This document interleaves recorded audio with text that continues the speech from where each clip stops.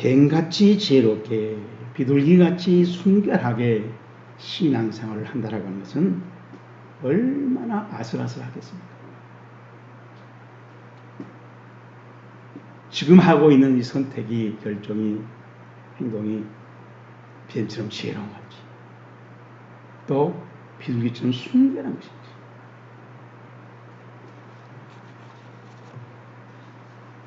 그걸 하나님께서 어떻게 보시는지,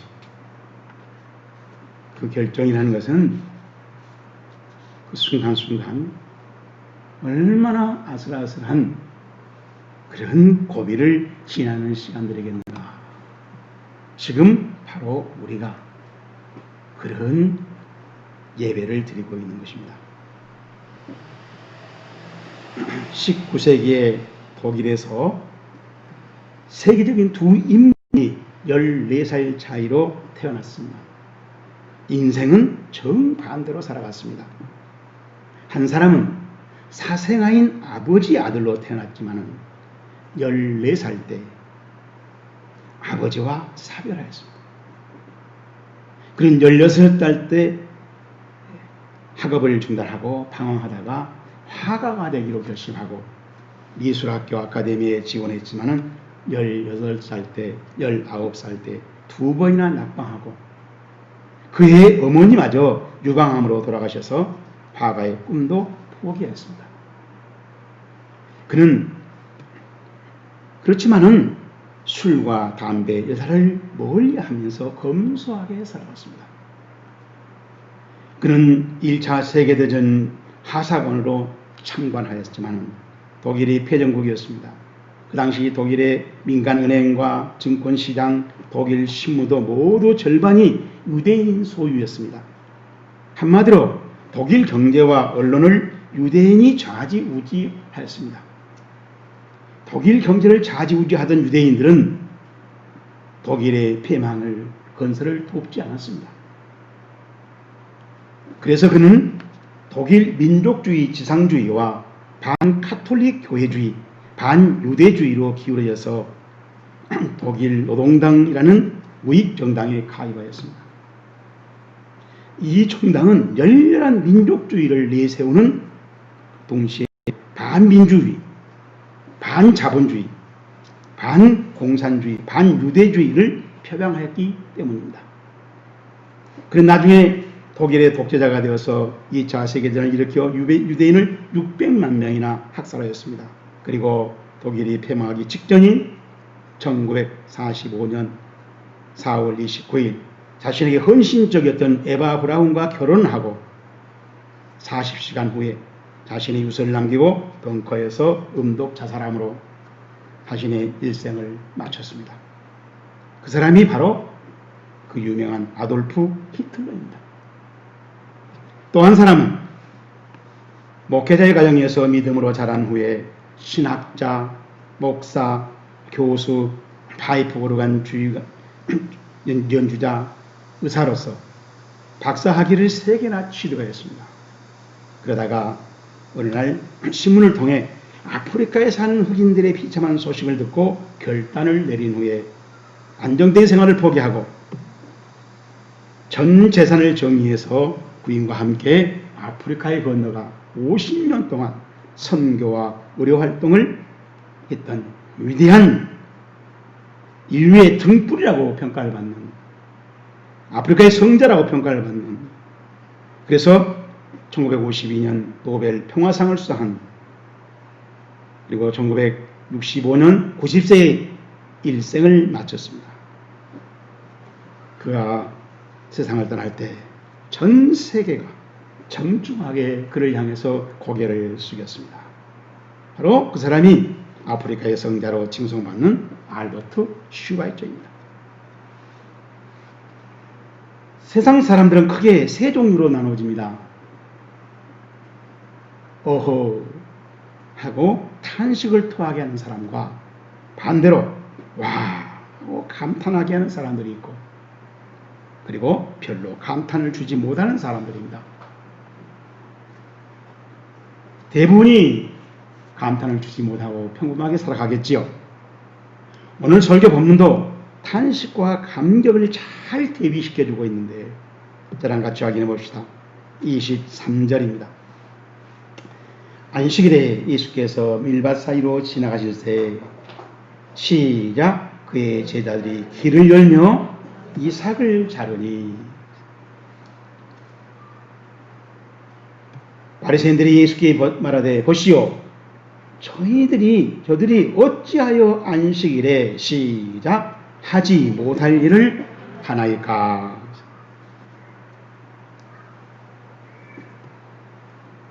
바리새인들이 예수님에게 한 질문이 어찌하여 안식일에 하지 못할 일을 하나이까. 하지 못할 일이란 말이 헬라어로 성경은 호 우크 엑세틴. 그러니까 호란 말은 그것이 관계대명사. 그리고 우크란 말은 안 된다는 거죠. 못한다는 겁니다. 문제는 엑세스틴이라고 하는 말인데, 이 말은 아주 합법적이랍니다. 안식일을 기억하여 거룩하게 지키라. 출애굽기 20장 8절에 있습니다. 이 규정에 합법하냐는 말이에요. 또 출애굽기 34장 21절에 너는 엿새 동안 일하고 일곱째 날은 쉴지니 밭갈 때나 손으로 이삭을 따서 비비는 추수를 하지 말라는 것입니다. 그러면 제자들은 왜 지금 손으로 이삭을 따서 비벼서 추수를 했느냐? 이건 합법적이지 않지 않습니까? 하고 마치 바리새인들이 꼬투리를 잡았다는 듯이 흥분을 하면서 예수님에게 거칠게 항의한 겁니다. 우리 성경에 24절 중간에 보시오, 감탄사 2대라고 하는 말입니다. 그 이유는 잘못한 집단의 대표적인 책임을 물었던 그 당시의 관습대로 바리새인들은 안식일 규례 범법 사실을 공개적으로 문제 삼아서 법적인 책임을 지도자인 선생님 예수님께 있음을 확인하게 시키면서 강하게 추궁하였던 것입니다. 그런데 바리새인들은 모세 율법을 자기식대로 해석하고 안식일 노동 금지 규칙을 39가지나 규정해 놨다는 것입니다. 이 39가지가 진짜 그 원하는 규칙이 뭔가를 연구하는데, 랍비들이 연구하는데 보통 이틀 걸린다는 거예요. 얼마나 까다로우면, 그리고 진짜 이 법칙을 벗어나지 않도록 하려면 그만큼 잘 살펴봐야 된다는 거죠. 예를 들면은 곡식을 까불지 말 것, 반죽하지 말 것, 털 깎지 말 것, 바늘로 2번 깁지 말 것, 망치로 탕 때려서 납작하게 하지 말 것, 또 2글자를 쓰지 말 것, 불을 켜거나 끄지 말 것, 이런 것들입니다. 그러면 안식일을 좀 더 살펴봅시다. 창세기 2장 2절에 보면은 하나님이 그가 하시던 일을 7째 날에 마치시니 그가 하시던 모든 일을 그치시고 7째 날에 안식하니라. 하나님이 그 7째 날을 복되게 하사 거룩하게 하셨으니 그 모든 일을 거룩하게 하셨으니 이는 하나님이 창조하시며 만드시던 그 모든 일을 마치시고 그날에 안식하였습니다. 아멘. 자, 지금 제가 읽어드린 이 말씀 속에 모든 문장의 주어가 하나님입니다. 하나님이 이렇게 하신다는 거예요. 하나님이 엿새 동안 천지 만물을 창조하셨고 7째 날에 안식하셨고 그리고 그 7째 날에 복되게 하셔서 그 7째 날이 거룩하게 하셨다. 자, 여기서 우리가 좀 얼른 이해하기 힘든 말들이 있는데, 복되게란 말이 무엇을 어떻게 하는 거냐, 그죠? 사실 히브리어 보면 복을 하는 거예요. 근데 우리말에는 복한다는 말이 없어요. 복이란 명사만 있지 복한다는 동사가 없어요. 그래서 우리는 복되게라고 이렇게 번역한 겁니다. 그러니까 실제로 말하면은 하나님이 복이라는 것을 그날 일곱째 날에는 다른 날 창조하다가 일곱째 날은 복을 하는 거예요. 그래서 다른 날과 구별된다는 거예요. 여섯 달 창조한 것하고 일곱째 날은 확실히 달라다는 거예요. 차별된다는 거예요. 그래서 그것을 히브리어로 카데시, 그래서 구별된다, 성결하다. 이것은 하나님께 그대로 바쳐도 조금 더 의미 없다라는 그런 뜻을 가지고 있어요.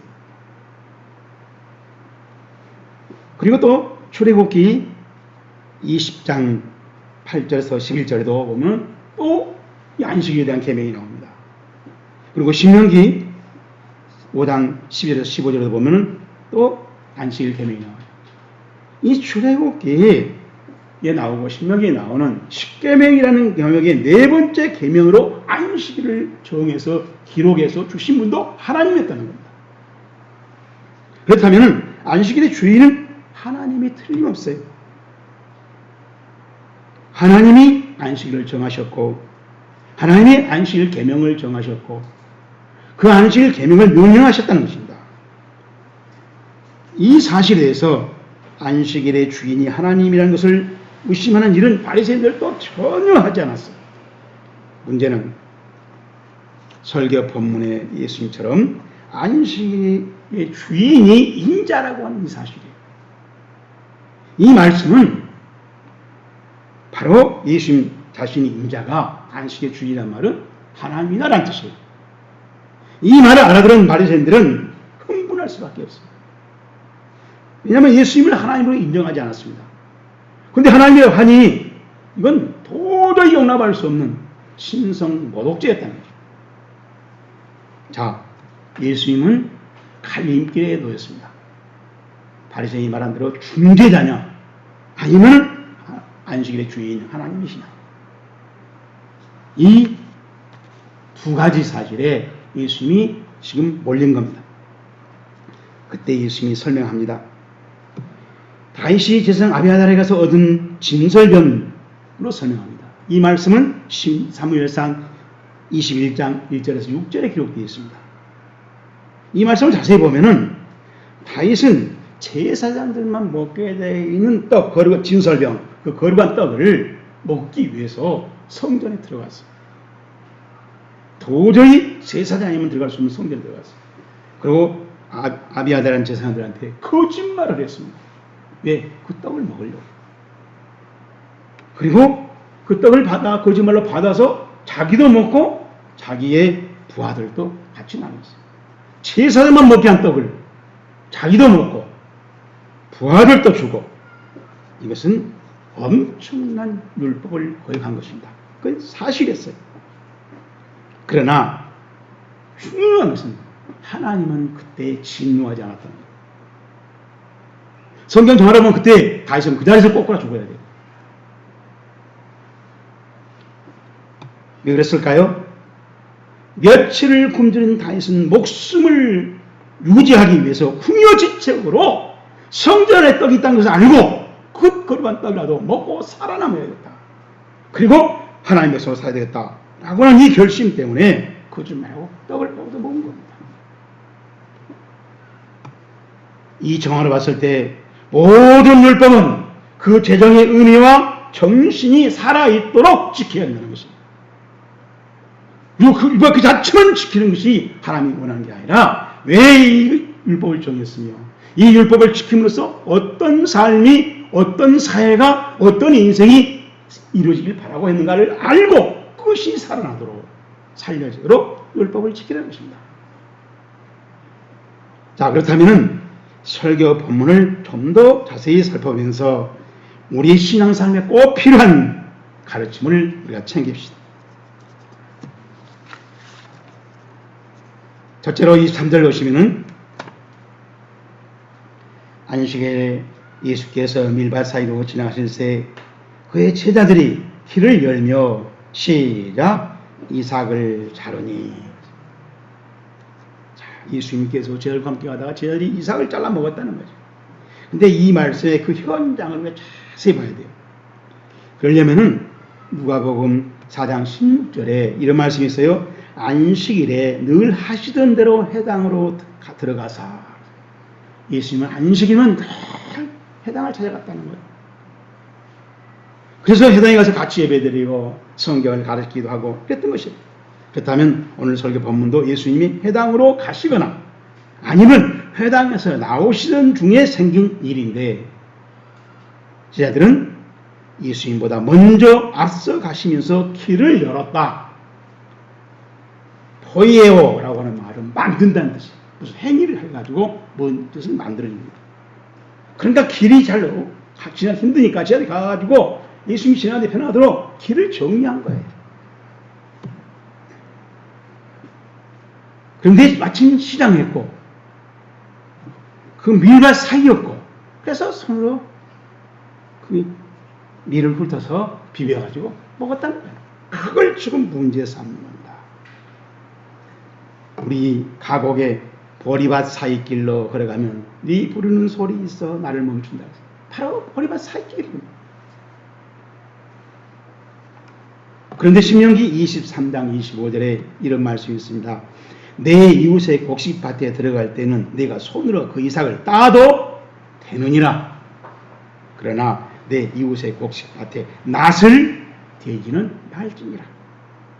이와 같이 먹을 것이 없는 사람이 다른 사람의 곡식밭에 들어가서 손으로 이삭을 딸 수 있다고 모세는 설교를 했습니다. 그것이 하나님의 뜻이라고. 이것은 바로 하나님의 이웃 구제라는 것이죠. 그런 의미에서 주인들은 곡식을 다 거을 때 다 거두림하고 좀 남겨놨었고 좀 흘렸었어요. 자, 그런데 낫을 가지고 곡식을 베는 것은 도둑이라는 것입니다. 이 외에 다른 규정이 없어요.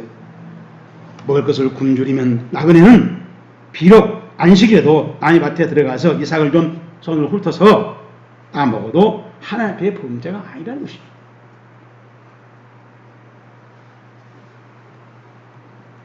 설교 본문도 예수님의 제자들이 밀밭 사이를 지나가다가 안식하러 가면서 손으로 밀 이삭을 따서 비벼서 먹었지 낫으로 베지 않았습니다.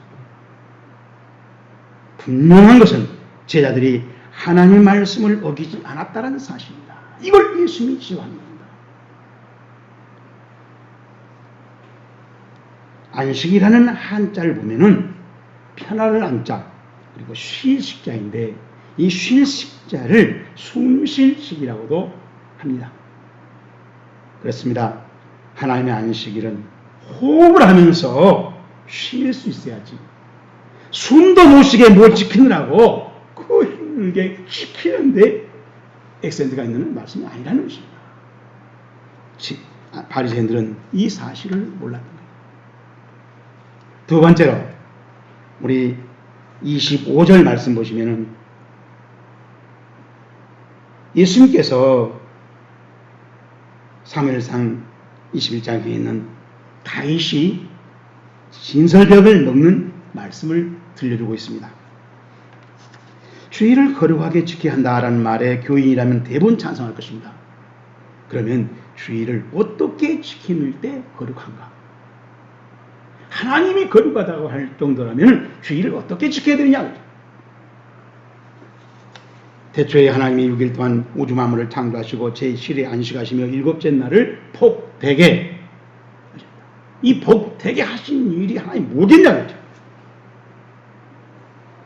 창세기 말씀을 자세히 보면은 바로 28절에 하나님이 복주사 생육하고 번성하고 충만하고 정복하고 다스리라고 했어요. 이 다섯 가지가 잘 이루어지게 하는 것을 복되게라 하고 그래서 그것을 다른 날과 구별해서 거룩하게 바로 성결하게 하나님 앞에 맞춰도 손색이 없는 흠이 없는 것이라 라고 우리 성경은 말했습니다. 그걸 하느라고 다른 일을 쉬었다는 요새 동안 쉬었다는 거예요. 그래서 안식이라고 그래요. 그러면 안식일은 어떤 날인가? 육체의 노동을 중지하고 편안히 쉬는 동안 그러면 그것이 안식의 전부인가? 절대로 아닙니다. 심히 좋았더라. 창세기 1장 3절에서 말한 것처럼 하나님이 창조해놓은 모든 것을 다 확인하고 그 확인이 만족을 주는 겁니다. 그래서 감격을 하고 감동을 하고 그리고 감사하는 거예요. 그러니까 심히 좋았더라를 하는 날이 안식이 되고 심히 좋았더라를 누리는 날이 바로 안식이었다라는 거예요. 찬송가 43장 1절 보시면 즐겁게 안식할 날. 여기 제가 영어 가사에 보니까 one day of rest and gladness. 원이 아니라 all day. 한탄사로 시작해요. 그리고 all day of joy and light. 무슨 말인가 하면은 쉬고 아주 기쁘고 그리고 즐겁고 아주 가볍고 활발하고 아주 빛나고 하는 것들 때문에 감격을 하는 거예요. 안식일날 그 있다는 거예요. 그럼 우리 찬송하는 겁니다. 그런 것들을 확인하고 소유함 자체 때문에 감사하고 감격하는 거예요. 그게 안식이라는 거예요. 그래서 내 마음을 편케하니 즐겁고 기쁜 날이다 라는 것입니다. 이 이치를 안식일이 사람을 위하여 있는 것이 아니고 사람이 안식일을 위하여 있는 것이라고 예수님은 바리새인들에게 깨우치고 있는 것입니다. 그러니까 바리새인들은 사람을 위한 안식일이 아니라 규칙과 형식을 지켜가는 그리고 그에 끌려가는 힘들어하는 그런 안식일이었어요. 안식이 없는 안식일을 지켰던 것입니다. 이러한 신앙생활은 예수님의 의도와 매우 많이 빗나가 있습니다. 수고하고 무거운 짐진 자들아 다 내게로 오라. 내가 너희를 쉬게 하리라. 나는 마음에 온유하고 겸손하니 내 멍에를 메고 내게 배우라. 그리하면 너희 마음이 시무러지니 이는 내 멍에는 쉽고 내 짐은 가벼우니라. 안식일은 가벼운 날이에요. 안식일 예배가 가볍고 안식일 봉사가 가볍고 안식일 신방이 가볍고 안식일 찬양이 안식일 전도가 가볍다는 겁니다. 마지막으로 24절 봅니다. 바리새인들이 예수께 말하되 보시오 저들이 어찌하여 안식일에 하지 못할 일을 하나이까. 바리새인들은 안식일에 하지 못할 일을 예수님의 제자들이 한다고 시비를 걸었습니다. 예수님의 제자들이 밀 이삭을 잘라 먹는 것은 사실이었습니다. 이것은 하나님의 말씀으로 보면은 못할 일이 아니었습니다. 하지만 바리새인들이 정해놓은 규칙대로 하면 못할 일이 분명했습니다. 결국 바리새인들은 죄를 만들어 씌운 것입니다. 바리새인들의 주장대로 하면 제자들은 죄인이 되는 거고 하나님 말씀 편으로 예수님 말씀 설명은 제자들은 아무런 잘못이 없는 거예요. 그래서 예수님은 정확하게 책망하십니다. 너희의 전통으로 하나님의 말씀을 폐하는도다. 마태복음 15장 16절에 또 무거운 짐을 묶어 사람들의 어깨에 지우되 자기는 이것을 한 손가락도 움직이려 하지 아니하며 마태복음 23장 4절에 분명하게 바리새인들의 잘못된 신앙을 지적하셨습니다. 바리새인들은 자신들의 전통을 하나님 말씀보다 더 우선히 했고 더 중요시했고 그것부터 지키라고 강요했습니다. 전통은 습관을 만들고 그리고 문화까지 만들어냅니다. 그런데 바리새인의 전통은 인위적이었다는 데 문제가 있어요. 어떤 문화가 습관이 만들어져도 그것은 하나님 볼 때 순종이 될 수가 없다는 거예요. 오히려 착각이고 고집불통을 순종이라고 우겨댔던 것입니다. 지금도 우리나라의 보수신앙이라는 이름으로 이런 것들이 존재하고 가끔 나타나고 하는 것입니다. 나폴레옹이 프랑스 사관학교 입학했더니 친구들이 그를 왕따시키고 세 가지로 놀려댔습니다. 이 촌놈아, 이 가난뱅이야, 이 땅딸보야, 나폴레옹은 너무 괴로워서 견디다 못해 학교를 포기하겠다고 어머니에게 편지를 썼습니다. 어머니가 보낸 답장 내용입니다. 내 아들 나폴레옹아, 비굴해지지 말거라. 좋은 환경에서 영웅이 탄생한 적이 없다. 내게 무서운 적이 있구나. 바로 허영과 사치이다. 가장 귀한 친구는 독서이다. 책을 읽어라. 나는 절대 낙심하지 않는다. 너를 믿는다. 내가 함께하마. 나폴레옹은 용기를 얻었습니다. 그리고 세계 최고의 장군의 길로 들어서게 되었다고 그는 자서전을 통해서 고백합니다. 자, 저와 여러분은 오늘 설교 중에 주님이 들려주시는 음성을 확실히 들어야 하는 것입니다. 이 어려운 시대에 우리가 가서 예를 들 때 우리 주님이 우리에게 이루어 주려고 하는 생생한 음성이 있다는 것입니다. 은혜로 교회들아, 용기를 내라. 내가 함께하면 멀리 어디든지 갈 수 있다. 어떤 홍해라도 길이 있고 어떤 방해에도 해답이 있으며 어떤 바리새인들이 시비할지라도 안식은 멈추지 못한다. 내가 세상 끝날까지 항상 함께 있으리라 하는 음성입니다. 임마누엘 신앙 고백이 살아있으면 좁은 생명길을 어디든지 갈 수 있고 어떤 방해와 해방과 또 가로막은 그런 해방꾼 앞에서도 우리 주님은 반드시 지나가게 하고 이기게 하고 또 이기도록 도와주신다는 것입니다. 오늘 제자들도 유대인 바리새인 법에 의해서 타작으로 추수로 걸렸지만은 우리 주님이 명쾌하게 설명하고 하나 앞에 죄가 아닌 것을 그리고 안식을 누리자고 안식일 주인을 안식일답게 사람을 위한 안식으로 지키자고 설명하고 있는 예수님을 봅니다. 바로 이 예수님이 우리에게 힘을 내라. 어떤 방해 속에서도 신앙생활을 하라고 뱀같이 지혜롭게 비교같이 순결하게 하라고 하십니다. 이 말씀이 우리의 신앙에 힘이 되고 용기가 되고 영혼의 양식이 되기를 축복합니다. 자, 이제 오늘 설계 본문의 핵심에 정통하게 우리의 믿음 생활을 맞춰놓고 축복의 통로의 날들을 기다려봅시다. 설계 본문은 올바른 안식일 신앙 삶이었습니다. 안식이 있는 안식일, 안식하는 안식일, 생명을 하는 안식일로 지키라는 것입니다.